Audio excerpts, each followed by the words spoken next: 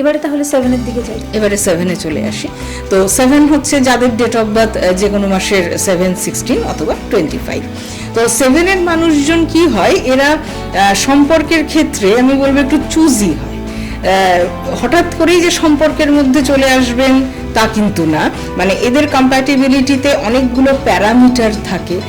সেই প্যারামিটারগুলো যদি ম্যাচ করে তবেই তারা সেই স্টেডি রিলেশনের দিকে যেতে পছন্দ করেন। 7 ফিমেলের ক্ষেত্রে যেটা বলবো যে ভালোবাসার প্রায়োরিটি এদের কাছে সাংঘাতিক, মানে ভালোবাসা ছাড়া জীবন এটা এরা কখনোই ভাবতে পারেন না।